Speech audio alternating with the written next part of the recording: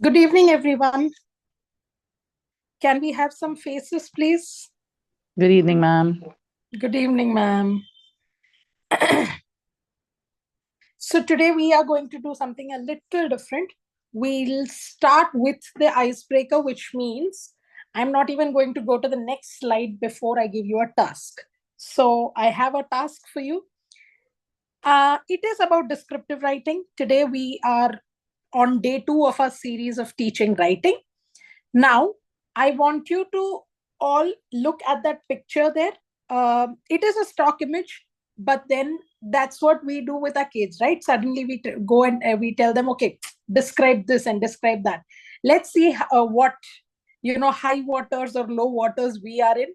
And let's see if we can do something creative as well.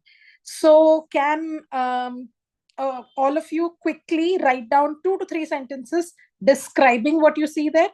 It could be more direct and exactly what you see, or a little more creative and getting a little kind of interesting way of saying the same thing. Let's see how what you come up with. I'll give you 3 minutes to do it. I've also not done this, so let me also try it out. Yes.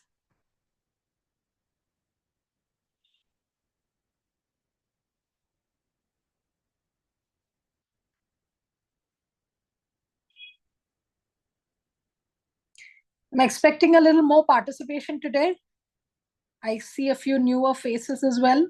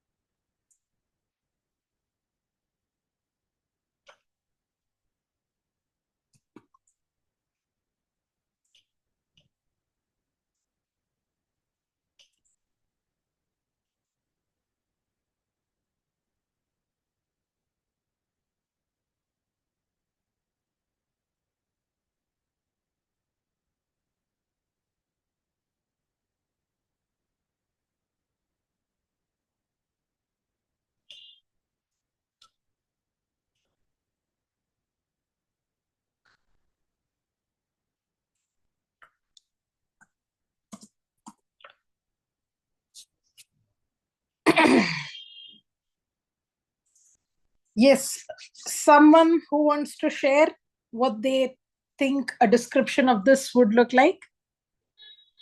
A few more people are joining in slowly, so for them, I'll repeat. I'm expecting you to look at the picture, just the picture, not the teaching descriptive writing and my name there, just the picture, and describe it for me. 1 or 2 sentences is fine, but let's see if you go the creative route, do you go the literal route? Let's see what you come up with. So that when we start expecting miracles out of children, we know where we stand, right? There's a very good saying that whatever is in the well will come out in your uh, bucket, right? So only if we have the skills can we impart it to our children. So let's see if we do have the skills. I see Pushplata ma'am writing.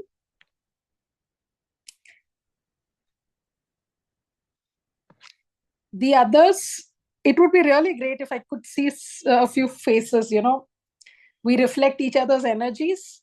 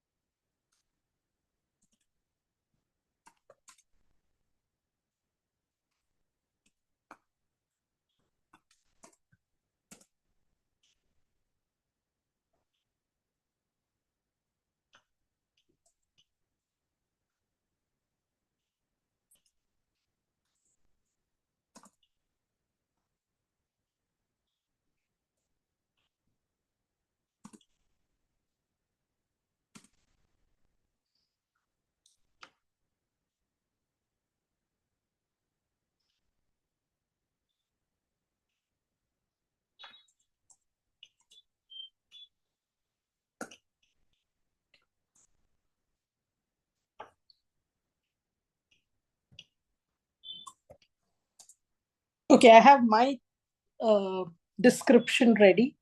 Can I have a few others sharing theirs? Would you like me to share mine? Sure, ma'am. Please go ahead. Though I think I've written a little random, but I would like to say that this is a picture of a beautiful girl who's standing in the spotlight. She has a very expressive body language and and a very aesthetic and a very effortless grace. And this, so she's exuding this grace and confidence in her body language, and probably her voice is sweet and melodious, and she's probably singing about love and thinking of her sweetheart. And so she's filling the whole auditorium with her, the emotions and the soulfulness of her singing. And I Beautiful, think it's drawing the audience together in whatever she's, trying to perform. beautiful, That's beautiful. all I've written. Thank you. Um, yes, Uma Devi, ma'am. I'll read out what she has written as well.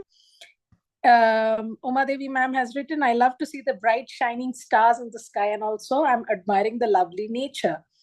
Wow, what a beautiful red, yellow flower dancing in the green plant as I'm singing and dancing on the stage.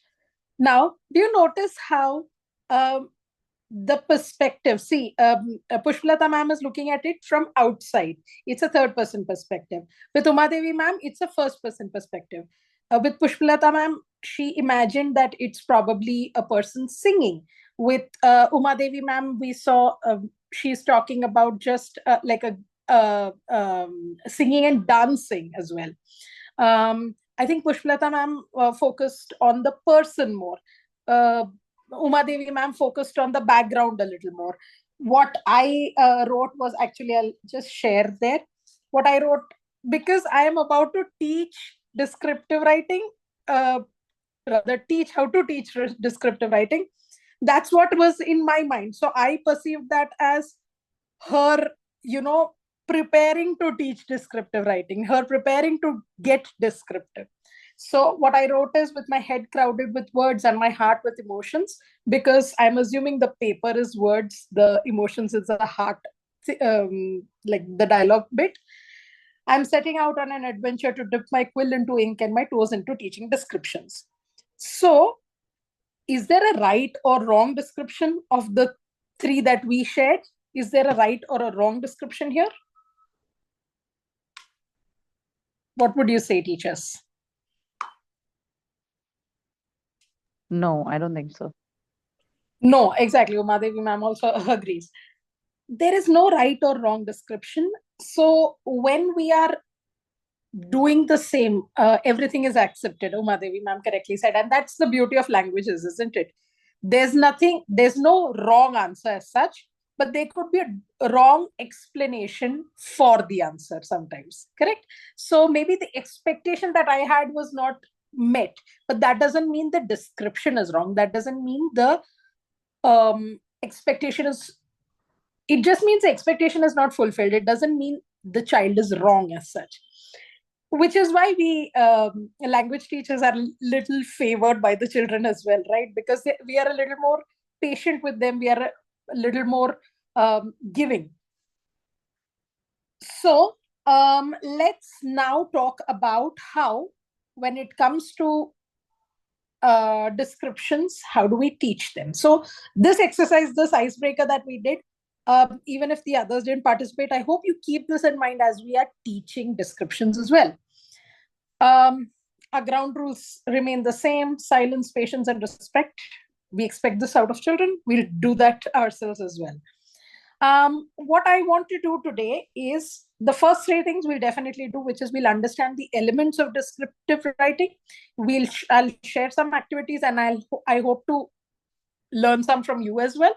And then we'll explore specific strategies that you can employ in teaching description. So classroom strategies, very specific. Optionally, if we have time and if I find a little more participation, we can try out some descriptions as well. We did one as a sample. I would like to share a worksheet that I typically do with my kids. If you want, I will share that with you, again, you have to participate, only then I'm going to share. Otherwise, it's going to be my secret personal stash. Okay, so let's start with the elements. Like I was telling you when we were discussing the icebreaker descriptions, are we looking at things literally? Are we looking at it figuratively? These things matter a lot, right? So the three main things that help you make a description really descriptive in that sense are imagery, figurative language, and precise vocabulary. Now let's understand each aspect in more detail. Imagery, I think the most common thing that teachers often say is use the five senses. You have five senses. Don't just tell me what you see, tell me what you hear, tell me what you smell, tell me what you can feel, tell me what you can taste, right? So no matter what you're talking about, you will encourage this in students. Now, many a times students might say that, well, I'm talking about an apple. How do I hear an apple? And that is when you open their eyes. Yes, there is something to hear in an apple. When you bite into an apple, you hear a crunch, right? And we know that is we call it a crunchy apple. Or sometimes if the apple is like rotten or something, there'll be a soggy sound, right? So those things actually matter, and those are the things that we need to teach children to observe. And the when it comes to descriptions, probably the best advice you should be giving students is to observe. Open your eyes, open your ears. There are things in the world that you have experienced, you know, but then when somebody else says it in a specific way, you say, oh yes, that makes sense. So you don't have to be a poet to do that. You just have to be a little more observant. Another thing is show, don't tell. Again, something that we tell our children, right? Don't tell me that you're angry. Show me that you're angry. So, when it comes to creating characters in your story, I don't essentially have to say that a person is angry if I'm saying that he's banging the door, gritting his teeth, walking, stomping their feet, right? These are things that we often see. But we are human beings, right? When we walk around in the real world, we don't walk around with these emotion cards on our head saying that, oh, this person is happy, that person is sad, that person is angry. We don't see that, right?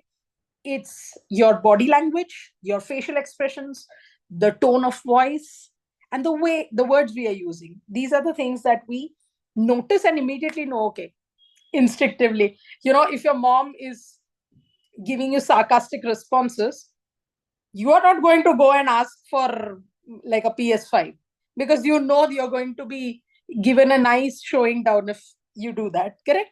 So we notice these things, we know these things, but when it comes to writing, we forget that we can incorporate this into writing. And when we forget, isn't it obvious that children might also do the same? So we need to first start doing this, and then children will start emulating us. Eventually, we'll also teach them. I'll talk about how to teach these things as well. Second thing is figurative language. Now, when I say figurative language, I don't only mean, use a lot of alliteration, use a lot of pun. Not essentially. Even those comparisons like similes and metaphors. I could, of course, say that she dances beautifully, but if I say um, she's a peacock when she dances, for instance, it has a different effect, right? That is the beauty of language. Figurative language is simply specific use of language for a specific purpose. So keep that in mind and teach children. Now, often we as teachers, especially language teachers, often we what we do is figurative language, we just restrict it to poetry. Oh, here's a poem. Now identify all the similes, metaphors, personifications. But we forget that we can also teach them to use them in their own writing when they are doing descriptions. And believe me, that is the one thing that will make your children's work stand out. I'm saying this especially for older kids. even 10th grade has a descriptive paragraph writing activity. I'm sorry, it's one of the questions. So you need to keep in mind that this is the thing that will make your children's work stand out. See, the topic will be the same, the prompt will be the same, there'll be like a million children writing the same thing.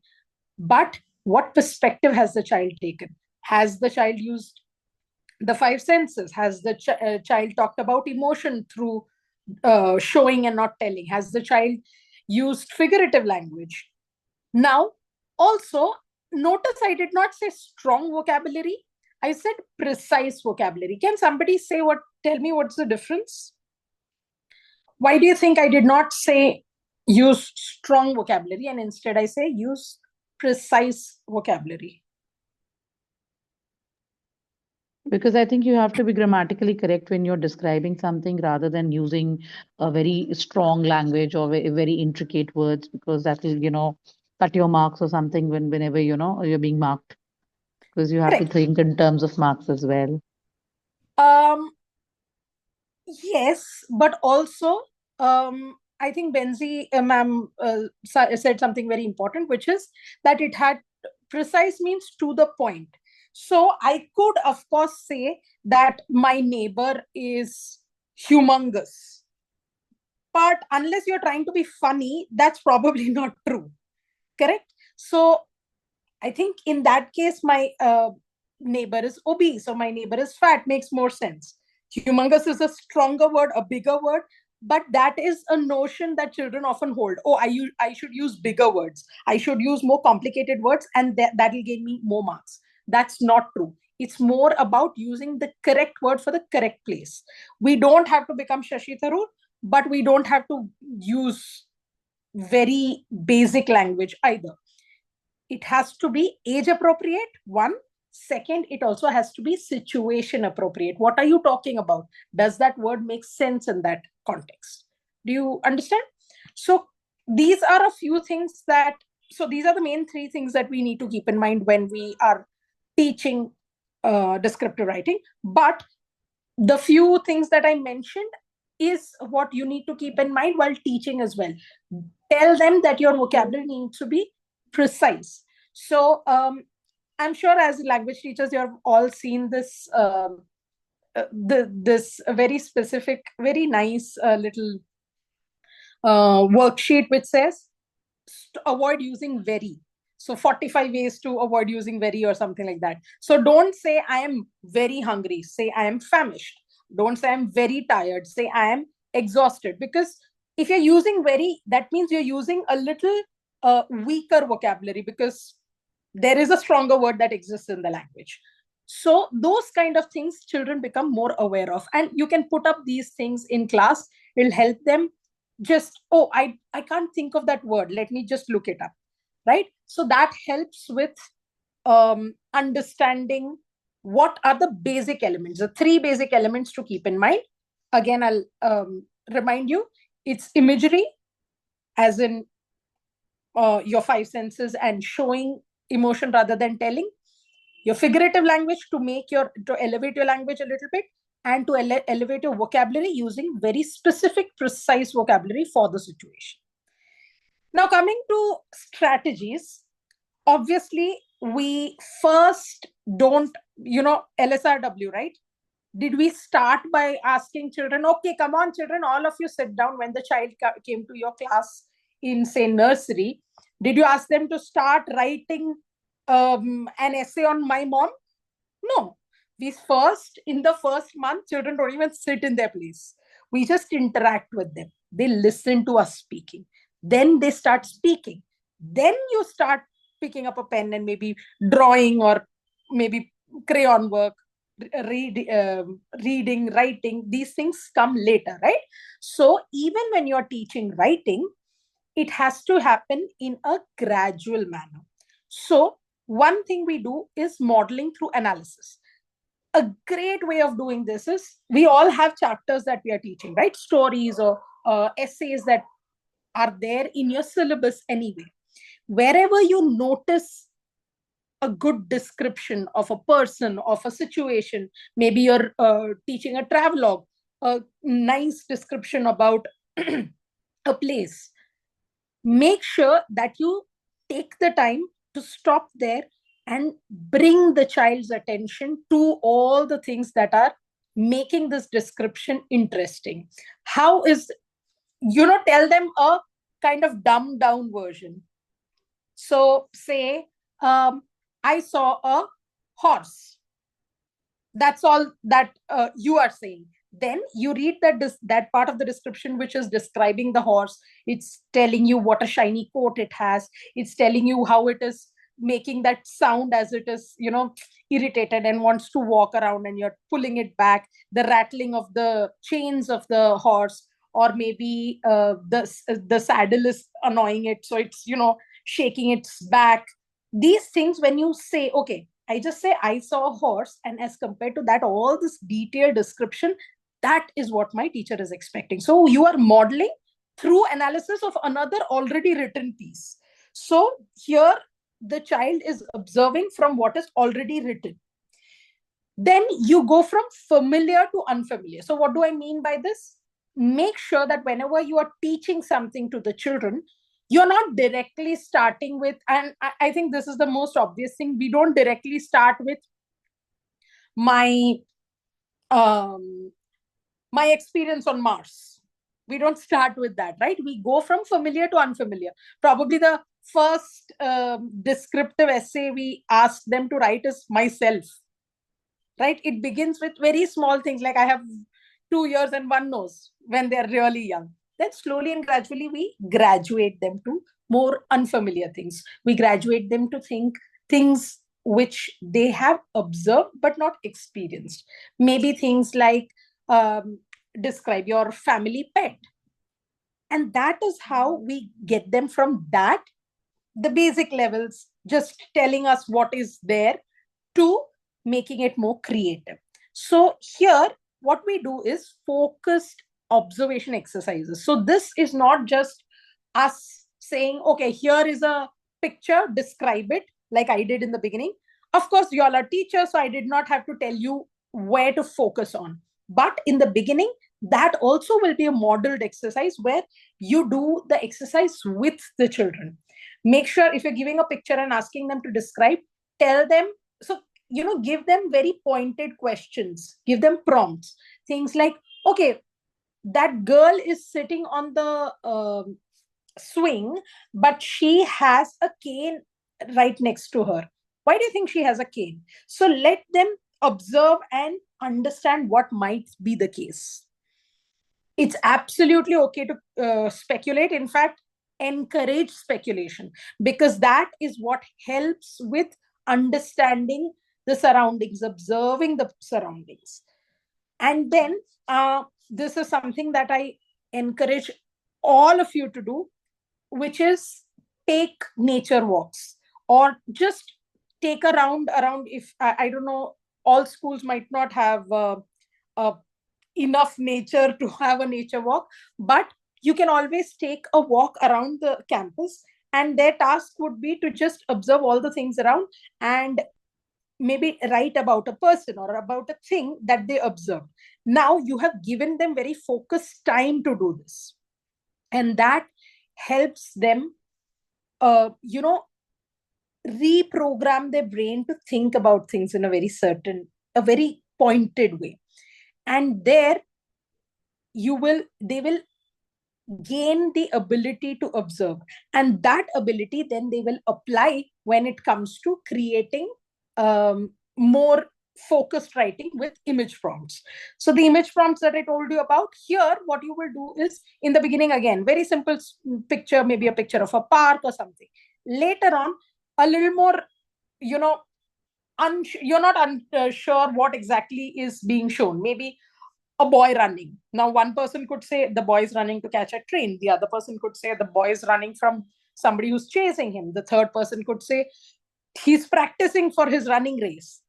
But again, like I said in the beginning, nobody's wrong. And that gives you variety. And then you notice how, even within the same kind of observation, there'll be different levels of writing. And of course, definitely encourage the best. And also, no, don't just read out the correct, like the best answer and say, okay, this is good. Tell them why it is good. It's very, very important to do that. Otherwise, I was talking about this yesterday as well. Otherwise, the other children who are not doing that well will just think, oh, this person is the one who's going to get good marks, or this person is good at writing. I'm never going to reach that. But when you tell them, okay, this is good, and this is why it is good, this is what was missing in the other answers, that's how they learn how to reach that level. It's not a perfection that we are looking for, it is progress that we are looking for, correct? So we talked about the peer review process yesterday also. For those who have, I see a lot of names which are new, so I'll just repeat myself. Often what we as teachers do is pair partners for peer review, where one person is really good at language, the other person is not that good.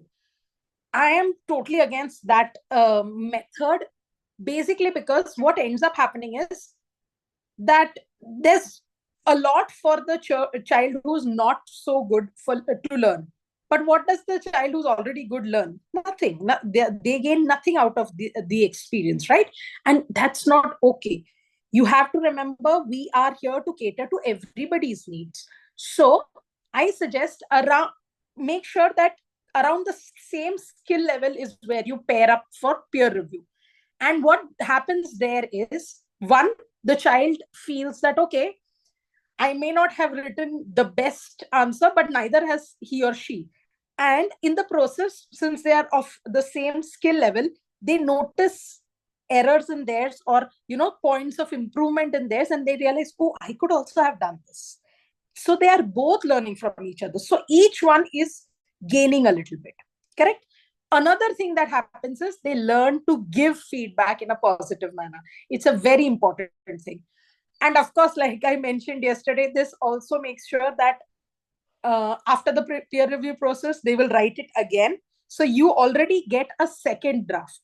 So I know all of us as teachers are struggling with syllabus, and a lot of you might be wondering, well, I know all of this, but when do I do it? I don't have time.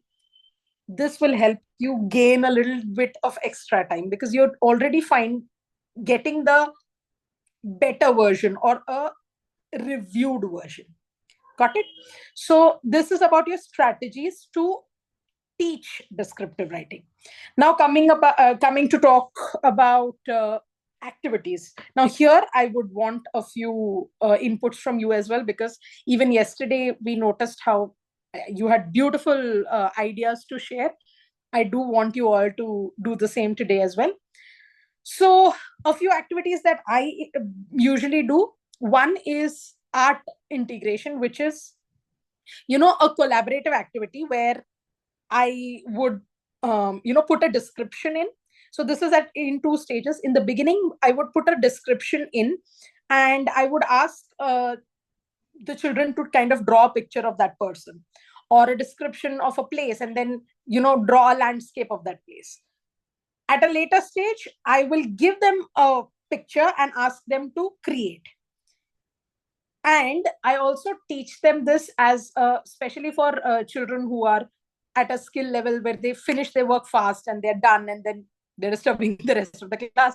These kind of games you can ask them to do, where one person writes a description, gives it to the other, they exchange, and then based on the description they create the picture. So that way, how good is your description, that the picture in your head, have you really conveyed it in your writing, so that the other person is able to replicate that picture? That shows your level of description, correct? So that is one activity I do. Another games, I think this is something that we often use. 20 questions, where I think of a thing or a person or something. So I think of some word, and then I tell them, okay, you can ask 20 questions, but it has to be descriptive questions. So things like, oh, is this a thing that I can eat, or what kind of a how would you describe its taste, how would you describe its texture? Now, in the beginning, I will do it for them, modeling. Later, they can play this with each other. They could play it in teams, even when they have free period. Um, I'm sure you've all played Taboo, right? A word is in my head, but then there are some 5 or 10 words that I cannot use to describe them. it becomes difficult, right? Say I'm thinking of the word boat, but I cannot say water, I cannot say ship, I cannot say vehicle. How am I going to describe it? So I need to come in roundabout ways, and that increases my way of describing things. And also I spy, again, this is more for smaller kids, where I say, oh, I spy something that is green, and then they can again ask a few questions. What, like, is it soft, is it hard, is it rough, is it smooth, those kind of things, right? They learn adjectives for their descriptions that will obviously become more detailed as they grow older. Now, coming to fantasy, how do we encourage them to describe fantastic ideas, right? Now, if you think about it, there's not much we can do, right? Because I can't take them to a fantastic place, but postcard from another planet. This older kids, they will write a postcard to their friend saying that, oh, I am on this planet and here is what I have observed around me. They can get as crazy as they want. And it's beautiful to read some of these postcards, because you realize that, things that we take for granted, probably gravity, something that we take for granted, probably doesn't exist on another planet. But even something like people that look like us. Have you seen all our aliens are always usually on 2 feet, usually having a huge, large head, usually having skinny hands? But look at how descriptive and how creative your children are going to get once you give them that free rein. Please try this. If you try any of these, please try this one. I encourage you. You're going to find such great descriptions in this particular activity. Coming to creative writing, what you can do is sensory poems, where you say, okay, you're going to write a poem about a dog, but the word dog should not be there in the poem. So you're going to describe the dog in as many ways as possible. What does it sound like? What does it look like? What does it smell like? Right? What does it feel like? Is the texture of the fur soft, smooth, rough, matted hair? Right? Those things. And probably the one that I like a lot is friend descriptions. But then here, be careful, because some children can get mean. So maybe you can tell them, describe your friend who is not in this class, because let's not give them a chance to bully each other.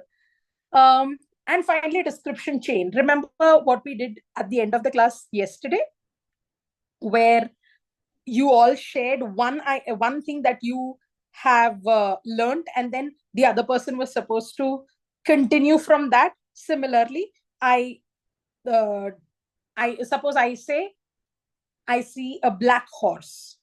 Now you could say, because I've said black, so it's about sight, correct? So the other person could say, I see a black horse neighing loudly. So yeah, I've added something about hearing. The third person could say, I see a black horse neighing loudly and stomping his feet. Another description of hearing, correct? So on and so forth, it could become a chain.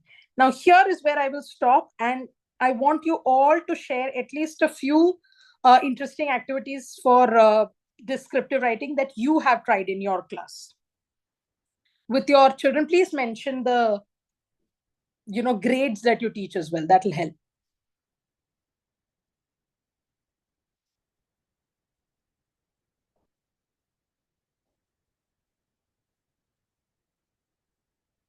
Anyone? Uma Devi ma'am, Benzi ma'am?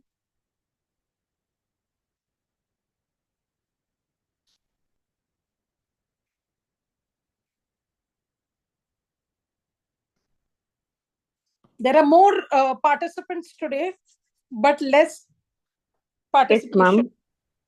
Yes, ma'am. Ma'am, normally we ask the children after reading a story book, after reading a story, Hmm. let them give their own ending, the way they want to end it up, rather than the author's thing. After admiring the story ending, let them give their wishes how they want to end up the story. Then we'll give the So, character name, which character they like very much. So we'll ask them to enact and then they will deliver the dialogue like that. So that creative writing also we always suggest. Yeah. I think the changing the ending of the story will fall more under narrative writing, which we'll deal with tomorrow. But yes, the character Okay. Yes. description, definitely a great idea, especially characters. We all have funny characters or interesting characters around us. Just that we we observe them and keep that observation to ourselves. This is the chance for you to go ahead and talk about them in as much detail as possible. Yes, Great it's idea. really enjoyable to have fun with the children, ma'am. It's great. Normally, yes, children may like that negative character also. They'll say that this is why I liked it. So let me try that and I will change that. That all children, there were children, I had my experiences. They were beautifully able to explain that both plus and minuses of that particular character in the Correct, story. correct. Great. All right. Now, yes, Benzi ma'am has said it's like they also enact. I to enact, ma'am. Yes, enacting things really helps a lot, and I'm sure you all have observed, right, where we have these kind of um, we tend to remember things when we see them. Again, visual learners. So those are the kind of things that help us remember. So obviously that's going to help them as well. All right. Now, few things I need you to keep in mind when we are teaching descriptive writing. First one is always start small. Don't, I have said all of this in 1 hour, but you as a teacher are, you have an entire year to do that, right? So don't expect them to do everything at once, one technique at a time. If you're talking about using the five senses, just talk about that in this one exercise. Let them write a description with the five senses. Then maybe the next time they write a description, tell them, okay, you have already learned how to use the five senses, use that. Now introduce showing emotion. Correct?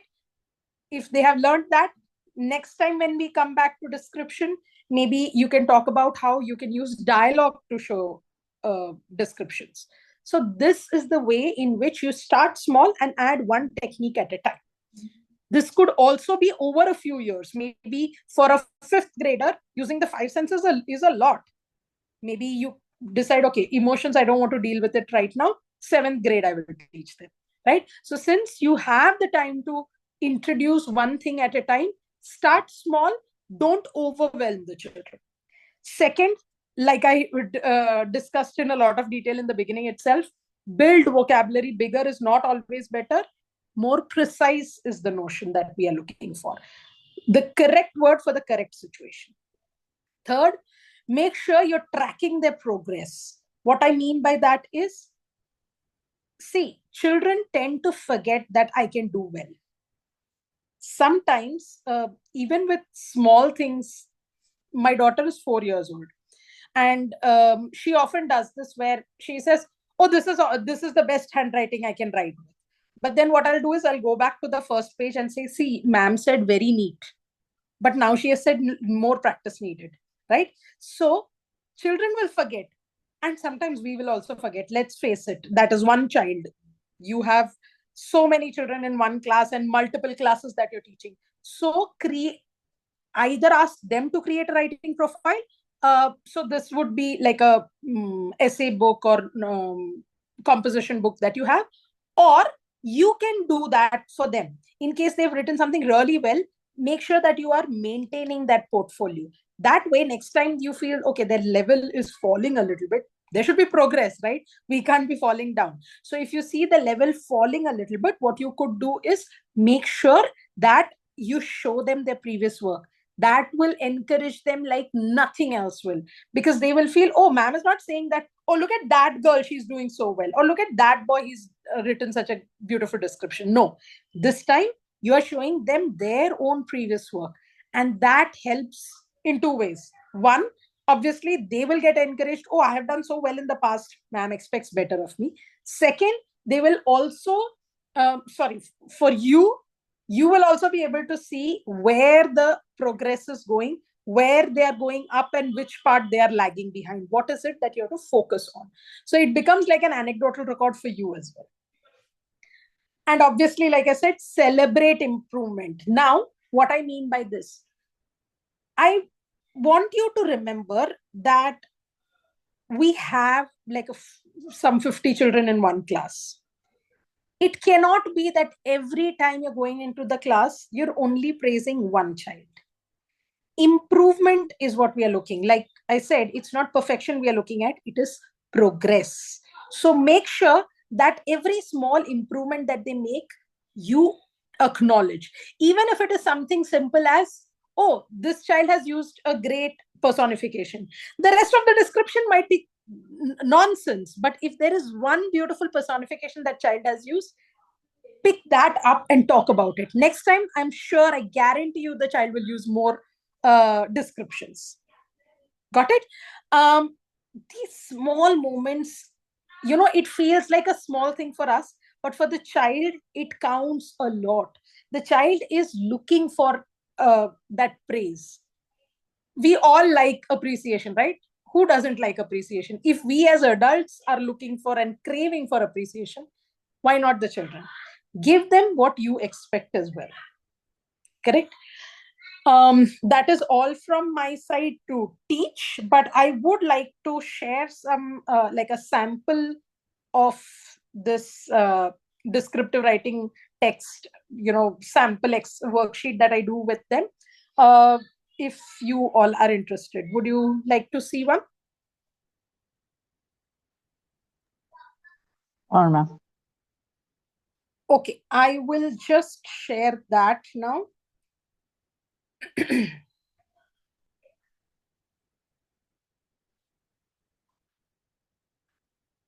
So before I do that, it is a short kind of exercise and I want you to do it with me. So what I mean by that is, I want you to not just read, but try and understand as well.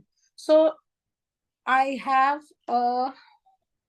can we have your session recorded on YouTube? It will be put on YouTube, but this is a series, Kamal ma'am. So it is a series. So once all the 5 sessions are done, then we'll put it on YouTube. Sir will do that for you. I'm going to just share. Oh, by the way, I will share the document that I'm sharing with you. I will share its recording as well. I mean the document itself as well. For some reason, I'm not able to share the.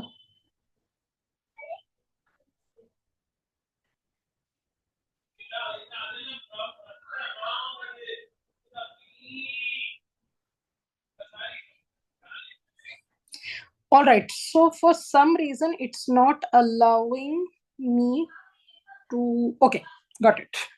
Fixed it. Okay. Okay. Hopefully, you can see that. You can, right? Yeah. So sensory writing, this is a sample that I often give my children, where this is an imaginary situation where the bland sentence would be, I sit in a room watching students take a test. The test is on the computer. Now I've added sight by saying that students look like they're between sleep and madness. They put their hands on their heads as if to conjure up the answers, and at the same time fight the weights that seem to be pulling the eyelids down. So here there's a lot of figurative language, right? Then there is, you're not able to read. I'm able to read on my okay. What I'm going to do regardless is I'm going to share this document link with you. You'll be able to open it. I'm going to share it on the chat as well. Okay, some of you can read. Uma Devi ma'am, I think you should just refresh. Maybe the image is not very clear. Ma'am, we are able to zoom in actually. She can zoom in. Yeah. If she's No, on I her think there's phone. a clarity issue. That might be because of the internet.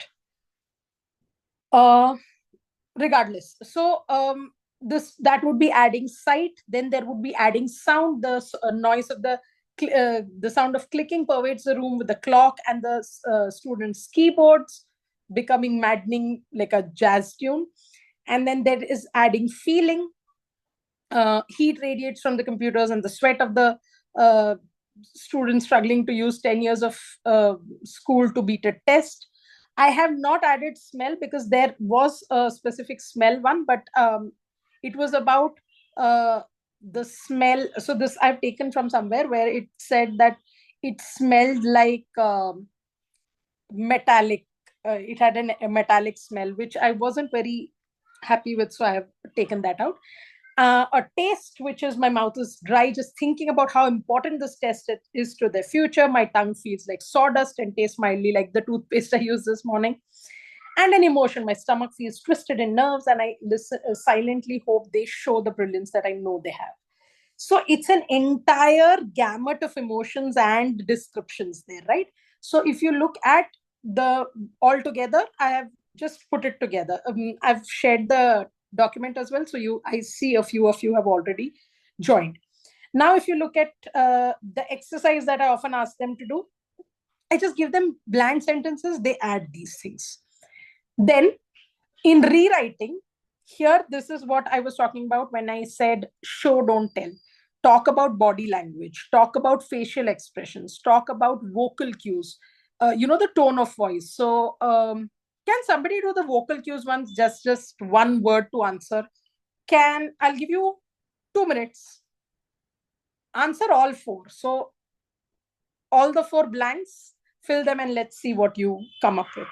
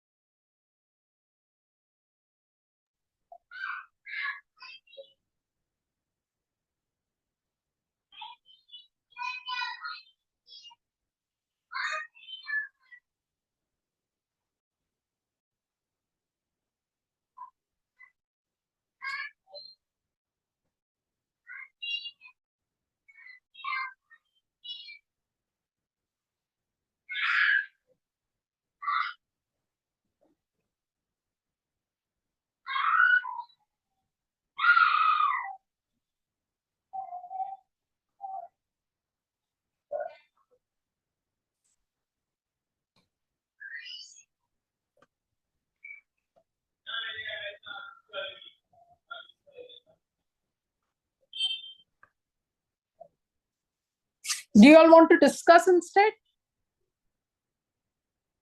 Camilla dash when the lightning struck near her house. What did Camilla do?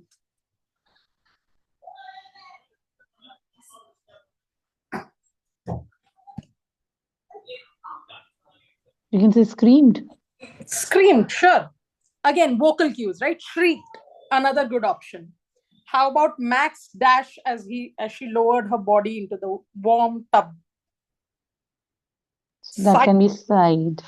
Side, exactly. I think that's probably the one that makes most sense there. Most sense. Jacob jumped out of his chair and dash when he learned he got the job. Again, can be shrieked, with Shrieked again, excitement. Yeah. because shrieked could be positive or negative, right? So Negative those both, are yes, also yes. things that we observe as we write. Yeah. And then Yuan dash after seeing that he failed his test again. Well, dear. He can also do, we can do side here also. John side after seeing Side in a sad manner, ma'am. sad manner. Yeah. Side, held his head. Probably if you're talking about body language there. And then, of course, using dialogue. I've given you the link so you can go ahead and read the entire thing. And yeah, let me also remind for some of you who have joined only today and weren't here yesterday, please there are a lot of resources available online. Please use them. There is one called Teachers Pay Teachers. There's one called e-reading worksheets. Please use these. And there is a lot of resources available on CBSE websites as well. Please use them. Do not feel, oh, I have to come up with everything myself. It's absolutely okay to use the resources that are available. In fact, I would encourage you to do that. So hopefully this has been a fruitful workshop. And if that is the case, I will see a few more of you tomorrow. So tomorrow we are going to do narrative writing. Meanwhile, if you have any feedback for me, if you want to share something with the others, please go ahead and do that. Also, wanted to just mention that for all of these workshops that we are having, all of the webinars, if you want a certificate, you can acquire one by just paying 50 rupees to this number that I'm sharing. And after you've paid, please also send a screenshot of the payment, as well as your full name. You'll get it in one day, 24 hours. Just give 24 hours. Be a little patient. You will find it in your chat. Yeah, I've shared the number. If anyone has any feedback, we can please go ahead and do that. Else we'll meet. Ma'am, I'm Saroj, teacher. Yes, ma'am. Yeah. And I liked your workshop so much yesterday. I joined yesterday, like I was not doing, and I joined for 15 minutes. I'm not the language teacher, I'm a maths teacher. But Okay. many activities which are saying, no, I can relate my class also. So I'm very grateful. Oh, Because that's just so now, nice. yeah, because you said that keeping in mind, start with small, then celebrate the improvement.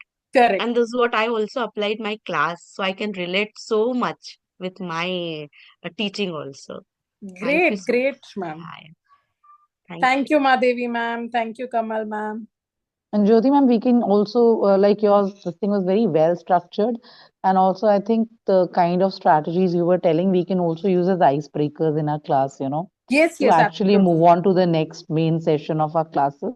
That Correct, would be correct. very nice and encouraging. And also, And what will happen is that way, you are doing a small thing, and children are just thinking, ma'am is just doing some fun game. And they're learning through it. So why not? Great, great. Thank you, Benzi, ma'am. Thank you so Even much, everyone. myself, Uma Devi, I'm Yes, ma'am. also a math tutor, ma'am. Yes, I saw that. I'm so glad. I didn't think anybody is interested in language except the language teachers. I'm so glad to have brought you all into No, the. no, Thank no. you. Language is very much essential for learning any other subjects. So that is very much important. Once the student or a person is very good at language, they can learn anything what they wish. Correct, correct. I'm so glad to see the perspective change. Yes, Uh, thank you, ma'am. Thank you so much. thank you, Gandharvi ma'am, Pratima ma'am, Seema ma'am. Thank you so much. Hope to see you all tomorrow as well. Tomorrow we'll be dealing with narrative writing, which is basically stories. So we'll make up a lot of stories tomorrow. Thank you, Saroj ma'am, Sushila ma'am. Again, SST teacher, great. So great to have all of you here. Thank you so much. Thank you all. Bye. Have a nice evening. Bye bye.